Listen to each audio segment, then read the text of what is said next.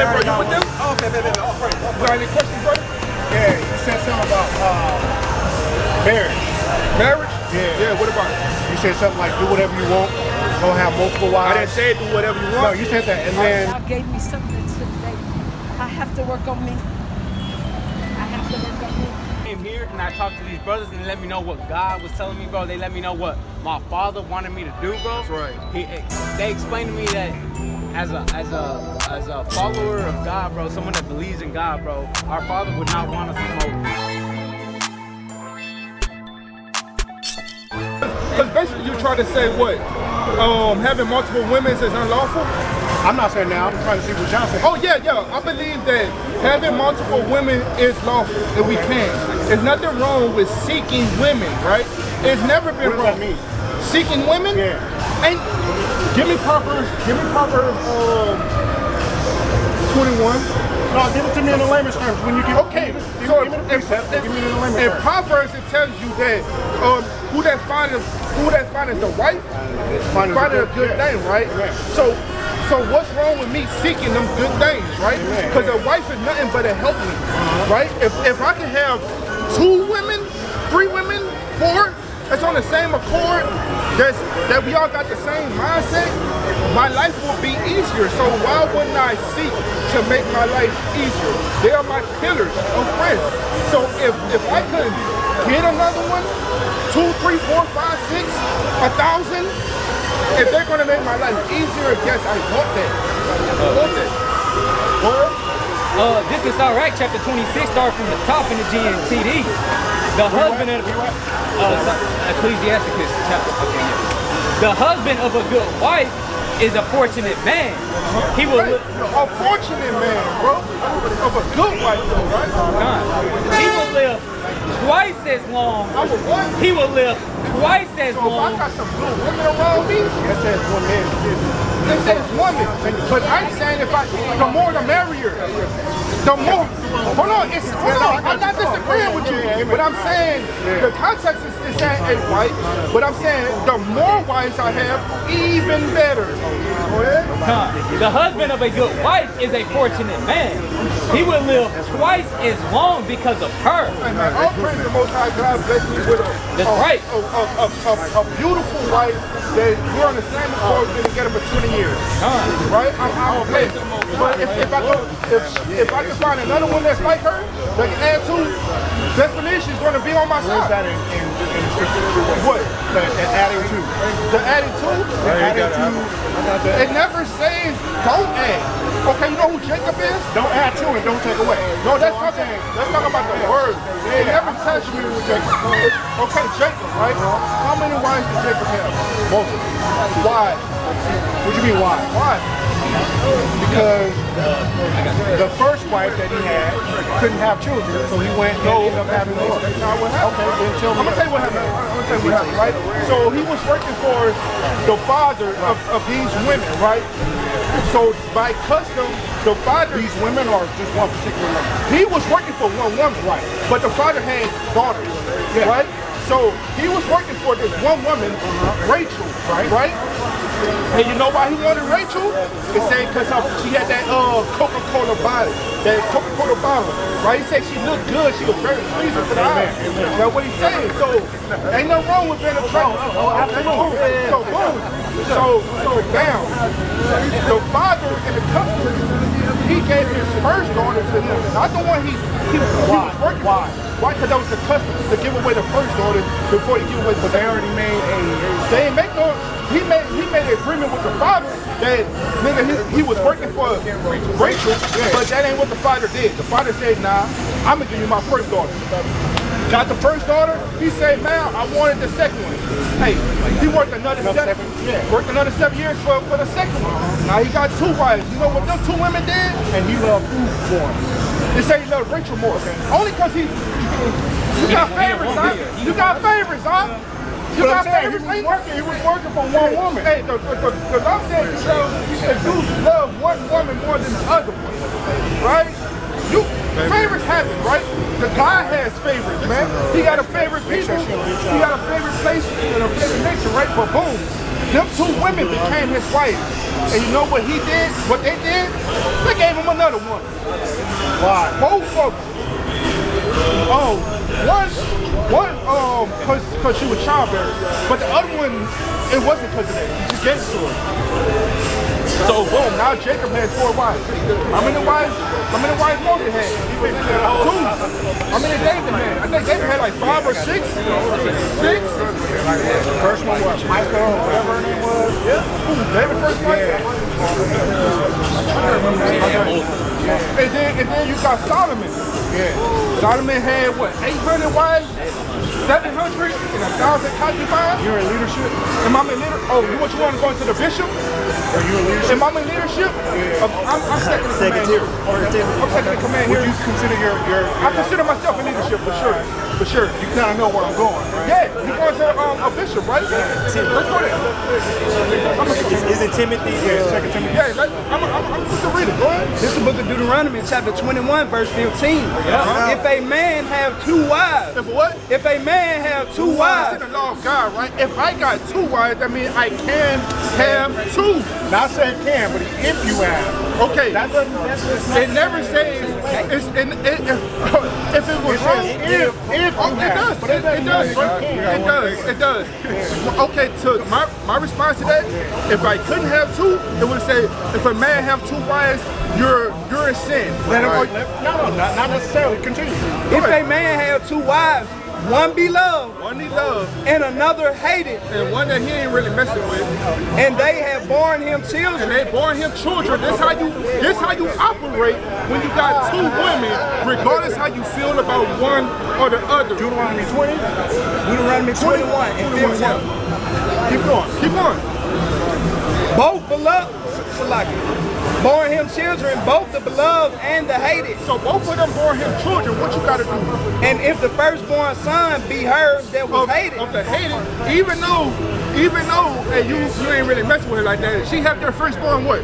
then it shall be when he maketh his son to inherit that which he hath, that he may not make the son of the beloved firstborn before the son of the hated. Because our heritage is what we leave behind got to go to the firstborn. Regardless how you feel about that woman, it's showing you how to operate if you have more than one woman. So it's lawful, because if it wasn't lawful, What about Jacob and Esau? what about him? No, just what you said is complete opposite. Hold on. No, you said it has to go to the firstborn, Yeah. right? Yeah. Right. But And I'm like, I'm rocking with you on no, that. no. You know what I'm saying? That's not what You know happened. I'm But you know what happened in place for that not to happen? saying? No, Why did it not go to Esau? because he gave God his intervened. he gave his No, God intervened. God came intervened to her. Huh? You mean by that? He intervened. He sent the angel to tell Jacob to go finesse daddy and get that blessing. An angel of God told the mother. Yes, an angel of God told her to do that. If it's God before or inter- after you sold that birthright. This is after he sold the birthright. So technically, it's still Jacob's because Esau gave it away. But I'm saying based on the argument, and I'm holding up based on the argument. Our heritage is Based on your argument. no. Our heritage is to go to the firstborn, right? Right. God intervenes. Oh, this is perfect.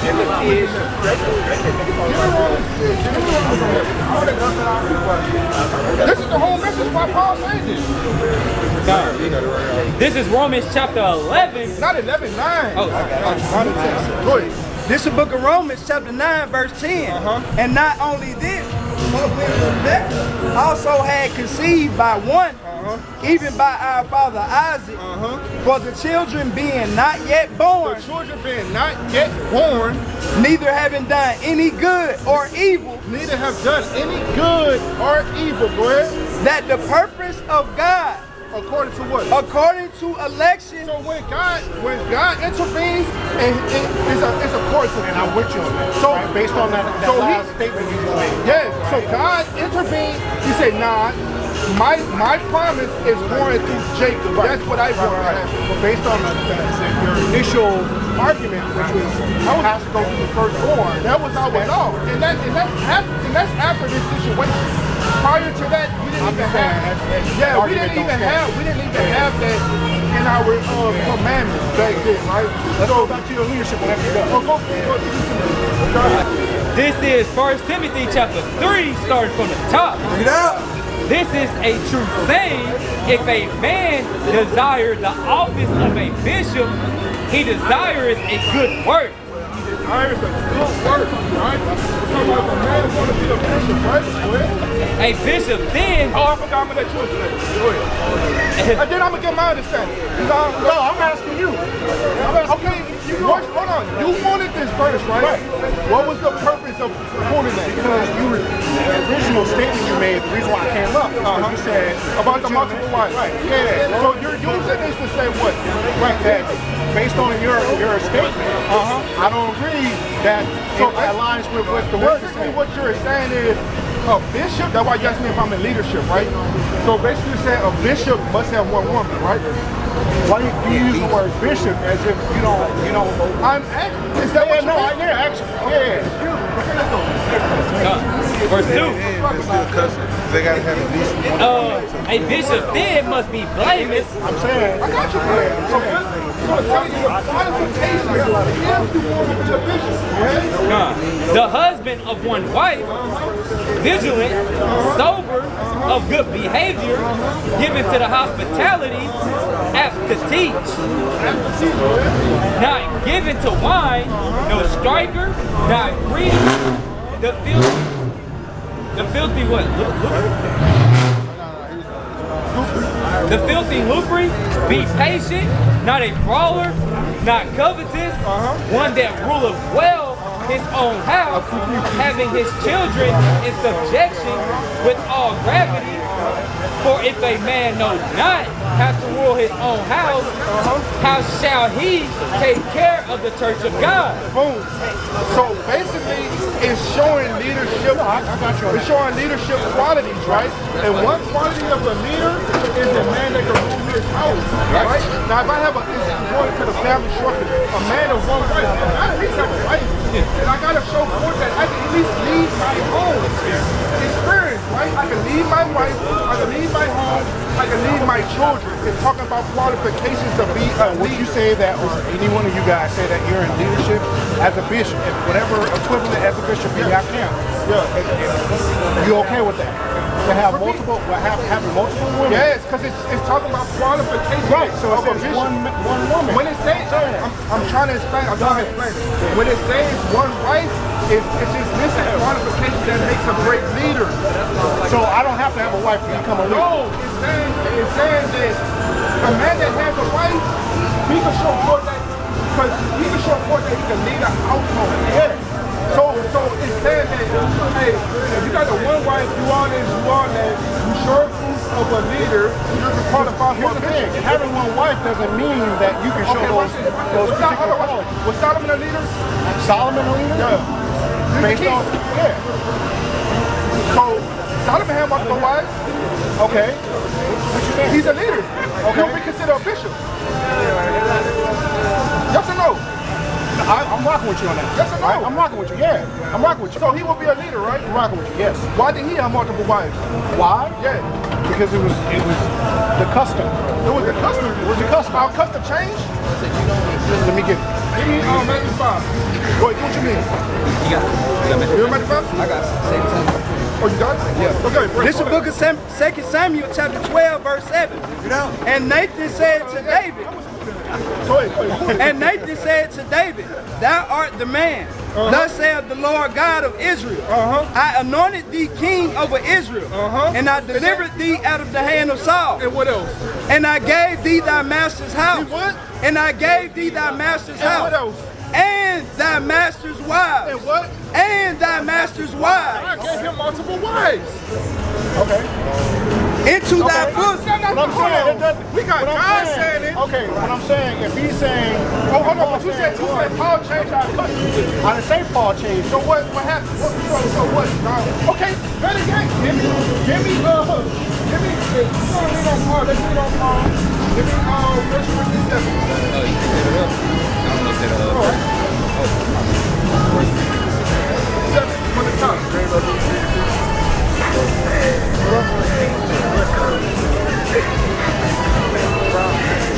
This is 1 Corinthians 7, starting from the top. Now concerning Hey, you listening, bro? I know you're trying to find your verse, but check this out real quick. And we landed on what Paul said, right? now concerning the things whereof ye wrote it to me, So we're going to disobey the law of God. We're going to land on Paul, right? it is good for a man not to touch a woman. What? It is good for a man not to touch a woman. Okay, so what Paul is about to say is, hey, don't even get married. So should we not get married? Based on whatever he's saying, right? Why? What reason? So, hold on, should we listen to Paul and don't get married? He's not saying you shouldn't get married. Finish the verse. Now concerning the things wherefore ye wrote it to me, it is good for a man not to touch a woman. Nevertheless, to avoid fornication, let every man have his own wife. Because they pass the wife passing the wrong way. They are divorcing their wives for unlawful reasons. It's homosexuality. And at this time in Israel, it's chaos. Right? Go ahead. God. And let every woman have her own husband. So Paul said, hey, y'all stop that. Stop bouncing from woman to woman, y'all over here. That woman was just married to that man. Now she's your wife. Hey, y'all over here putting y'all bodies away for unlawful reasons, which causes adultery in the nation. God. Let the husband render unto the wife due benevolence. And likewise also the wife unto the husband.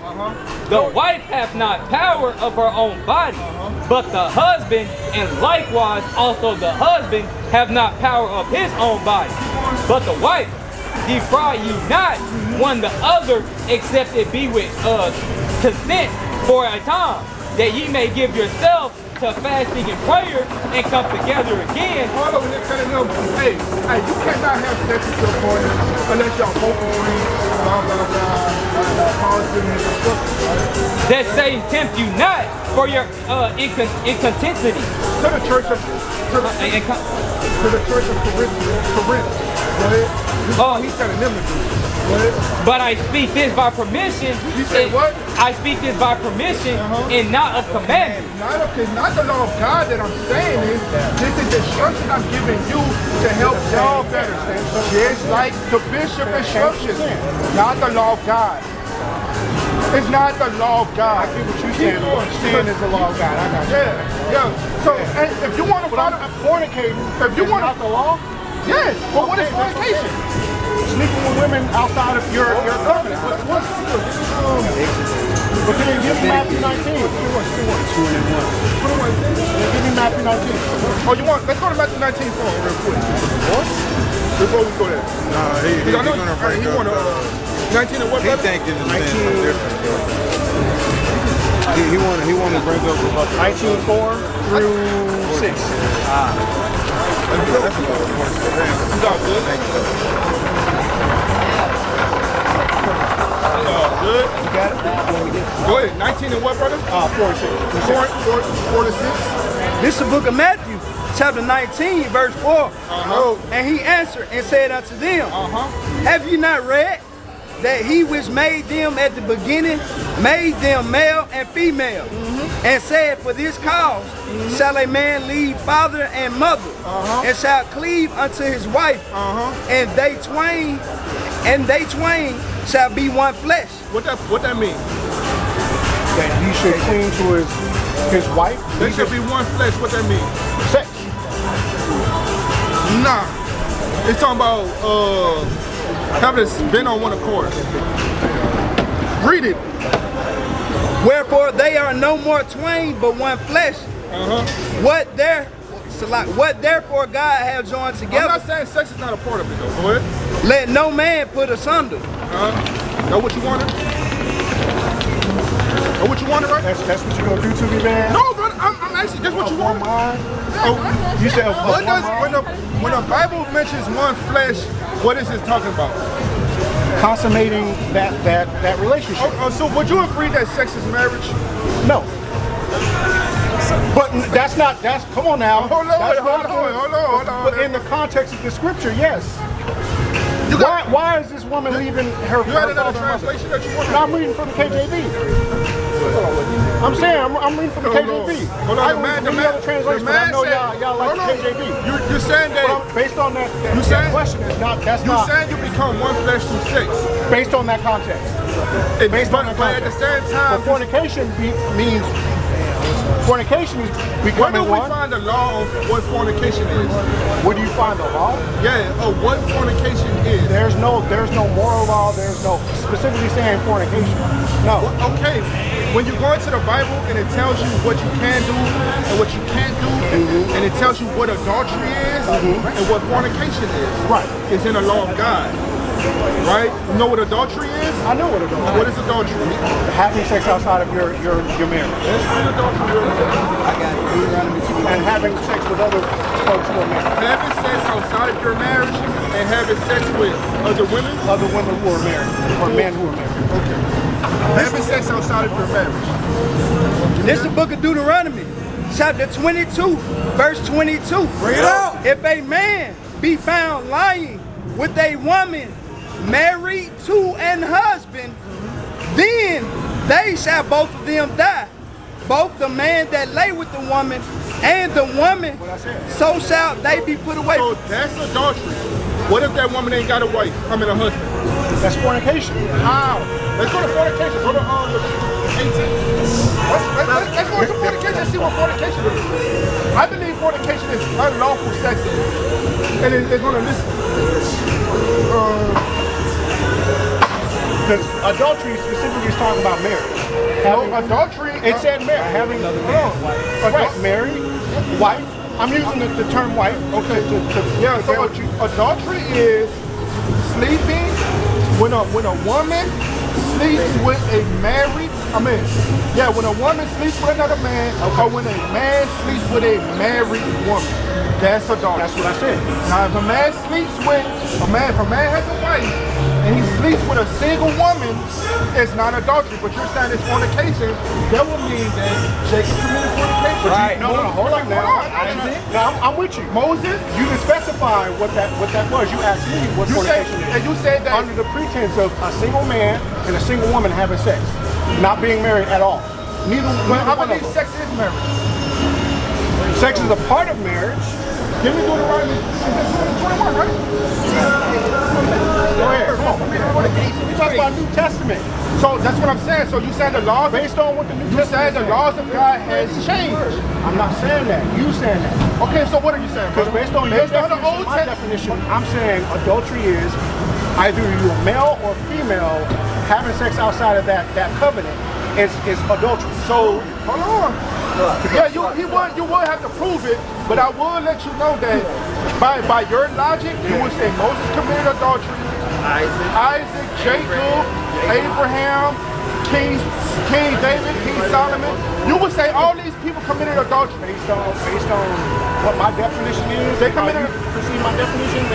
So Moses is adultery. By all means, you saying that? I didn't say that. Okay, so what is he? Because he did what you said. That is adultery. He did that. I know that. You said going back to what we agreed on. Yes, sir. Right. The Lord allowed certain things to go based on his ultimate will. Right. Because God gave him a license to sin. I'm not saying that. That's not what I'm saying. I agree, based on the Old Testament, Abraham, Solomon, all these men, right, who had multiple wives, that was allowed, and it was no So it changed. You say it was allowed then it changed. Okay, so God has changed, right?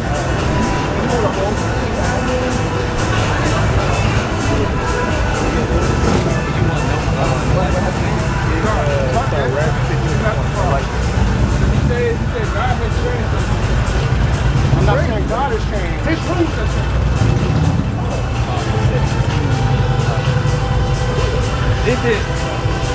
This is Matthew chapter 5 and this is Matthew chapter 5 and verse 17. Bring it up. Okay.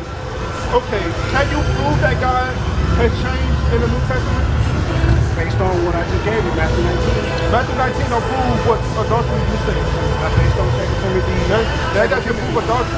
Based on my definition. That's Based on based on my two definitions. I got you. I'm just gonna go. This is Matthew chapter 5 and verse 7. Think not. 5 and 17. Think not that I had come to destroy the law. Hold on, start up like verse 14. This is Matthew chapter 5 and verse 14. You are the light of the world. A city that is set on a hill cannot be hid. Neither do man light a candle and put it under a bushel, but on a candlestick, and give it light unto all that are in the house. One day I'm gonna teach you Matthew 5 on the top. I love it.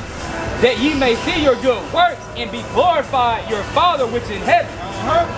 Verse 17. Our good works to glorify our Father which is in heaven. The good works is obedience towards God. Right. That's his instruction that he gave us aforetime. Right? Verse 17. Think not that I have come to destroy the law. Think not that I have come to change or get rid or throw away or abolish or to kick to the side what God told y'all to do. Doesn't matter anymore. He said, think not. Go ahead. Think not that I am come to destroy the law. Think them things, right? Because you might get confused on my teaching. That ain't what I'm telling you to do. Go ahead. Or the prophets, I am not come to destroy, but to fulfill. What? But to fulfill. Go ahead. For verily I say unto you, we have not come to destroy the law or the prophets, right? Keep going. For verily I say unto you, till heaven and earth pass, one jot or one tittle shall in no wise pass from the law. So the heavens and earth is still here. Why is this man trying to say the law has changed? Right. If Christ can say out of his own mouth that now one shot of tittle. Keep reading. And no wise from the law till all be fulfilled. Have all been fulfilled? Of course we know all has been fulfilled. That means the law is still in place. Right? Whatsoever therefore shall break one of these least commandments. Hold up. Read it again. Listen, bro. Wait, what's your name, brother? Chuck. Chuck? Yeah. I'm KP. All right, Chuck. Listen to this real quick, brother. Whosoever therefore shall break one of these least commandments. You break the smallest, the least. The one you might not think is important. The one that God's saying, hey, it's nothing wrong with having multiple wives. If you break these least commandments, what? And teach man so. Hold on. And you tell people that you can do that. You can break the commandments. Go ahead. He shall be called the least in the kingdom of heaven. Least in the kingdom of heaven, right? Christ is teaching you that you must obey every little drop of the law. Right. And hold on. Christ taught other people while he was here to obey the law. Right. What happened to the woman that was accused of adultery? Hey, go and sin no more. Right. What happened to the man that had lepers in Matthew 19? Hey, go be cleansed by the priest. Christ never taught to do away with the law. So why have you said that he has? Okay, give me John. You say things change. Yes. You say change God. Who will he came to do? His Father's will. Right. Did he speak anything of himself? No.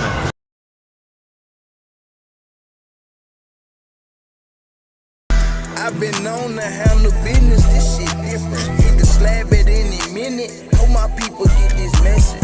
Around the way, they need a blessing.